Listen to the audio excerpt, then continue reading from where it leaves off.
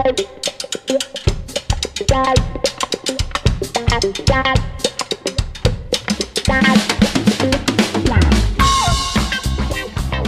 to On the Couch, the talk show where we talk about any and everything. And a fun fact for you, China's richest man, he is King Chong-Chu, billionaire, 21.8 billion US dollars to his name, in fact. And interestingly, he still works alongside his employees and lives off of only $20 a day. Seriously? Share some of the money, man.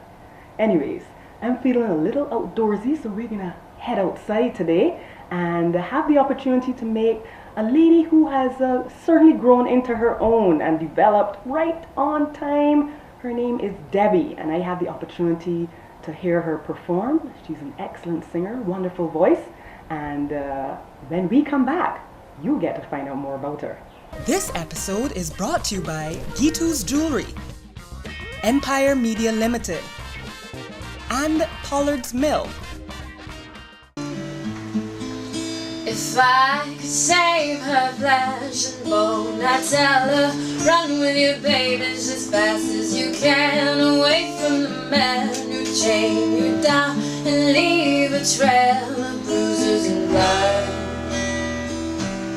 Ooh, run, run, run from every mistake I've made, and the brilliant blade that seeks to steal your heart.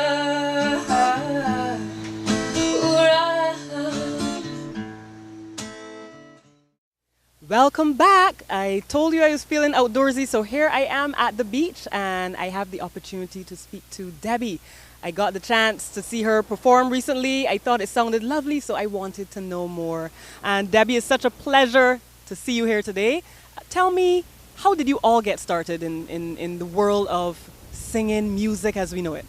I think the curiosity for that kind of, was most important probably around college.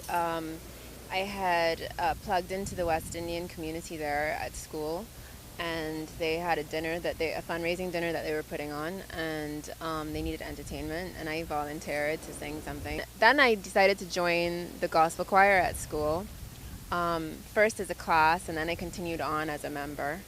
And there it took on a whole different form, because rather than it being about being in the limelight, which was something I really wasn't comfortable with, it really became something more about sharing a gift that God had given you. I think it would have been there that I would say that I really started seriously considering what it would mean if I investigated what it would be like to have music as a more permanent part of my life.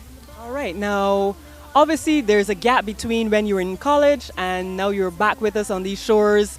Were you working over there before you transitioned back here? Yeah, but just after college, my mom was diagnosed with terminal cancer. So I had to come back here for a little while. I wanted to spend time with her, and after she passed away, I was pretty much in mourning for about a year and a half. And then I hopped over to the States and started to try and get myself reinserted into the workforce there. I get the impression you had an interesting job. I heard that you might have been, was it a hacker? No. A sniper? An assassin? What exactly were you doing? I'm limited as to what I can say I was doing. It's classified. I was working for the U.S. Department of Defense, and I was supporting their military healthcare system on the IT end of things. About as far as I can get into it, but it was a great job. I did enjoy what I was doing. I enjoyed the fact that it was contributing to the security of others, and in terms of the ideal career path, certainly for my life at the time and the skill set I had, I was definitely living it. Now, let's fast track to today. As I was saying, I got a chance to see you at Mahalia's Corner, and it was an acoustic session, and that was the first time I heard your voice, and I said, hey, I like these vibes, real, that's how I describe it. How do you describe what you do? because I'm so heavily influenced by so many different types of music, it's hard for me to categorize, but I think a safe way of categorizing it right now is acoustic soul. And my writing style is soulful, it's easy, it's laid back. Easy. That was what I felt. It felt very easy breezy, as if you got caught up in the spirit of what the music was trying to evoke. That's what I kind of grew up loving about music, being able to turn on your radio and just relax into whatever Soak it in. you were hearing. Yeah, and so it influences my writing style a lot. Artists like Sade and Amel LaRue and Jill Scott, because they wrote the type of music that really caused me to just love hearing music, love thinking music. So that's kind of why I write how I write. Okay, now, currently, what gigs are you finding? What opportunities are you finding in Barbados? I have been privileged to go and perform at the Frank Collimer Hall in association with Honey Jam. I have. Before you go any further, I must say that is where I first saw you. And I remember thinking to myself, wait a minute, she went to school with me, but I don't remember hearing anything about singing. And it surprised me when I heard this name, Debbie, and I saw you. How was that moment for you? I mean, at the Honey Jam. It was definitely nerve-wracking because, like I said, songwriting is much easier for me than being in the limelight. Now, this transition that you've gone through, this metamorphosis, it's been okay for you to handle because you know what you're dealing with. But how has the family and the friends, how have they coped with where they saw you coming from and where you are now? It was a bit of an adjustment, to be honest, because I mean, as I'm sure you are aware, I went to school that was very science focused, and the social mentality and the culture that I grew up in was very much academically focused. So it was hard, I believe, even for myself, to embrace the concept of an artsy path being a good thing, So I would say in the beginning it was a little bit of a challenge, but the big connector and the person probably whose opinion mattered the most to me was my dad.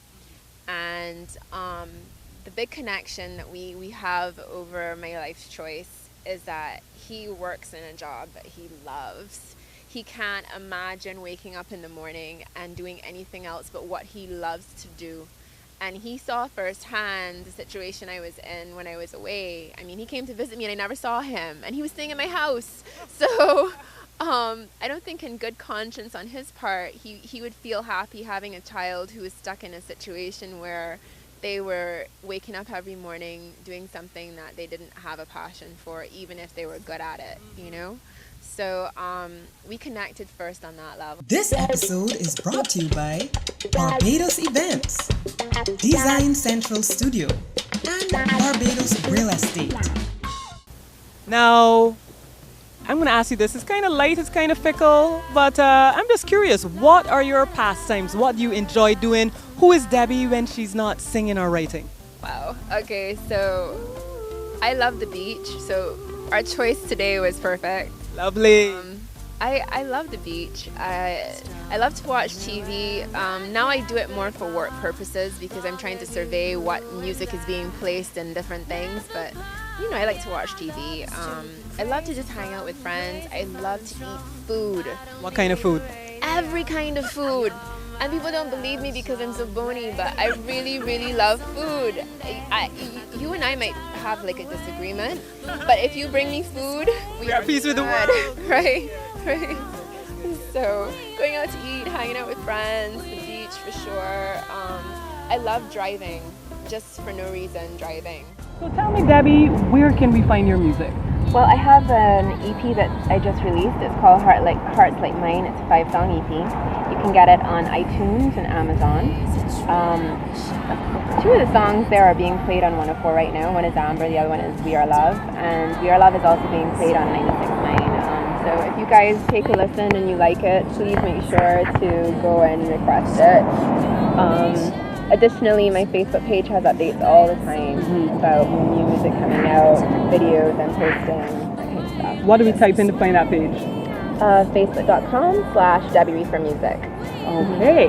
Well, lots of options to hear your music, and I definitely like Amber, and I have to check out all the others as well. But really, music for the soul, soul satisfying, and that's what you want to hear. And Debbie, it has been a pleasure speaking with you, and I'm wishing you all the best as you go on in future endeavors. Your name now is definitely one that we are sure to hear as we go forward. Thank you so much, and thank you so much for having me. And you just got to know more about Debbie. Beautiful soul, you can hear it as she talks and even in her music. Looking forward to seeing so much more about her in the future. And this has been On the Couch. As you can see, we've changed location, enjoying the beautiful beach. And until next time. Add this veil of mystery. Yeah. It was like, yeah, I'm actually, I ain't.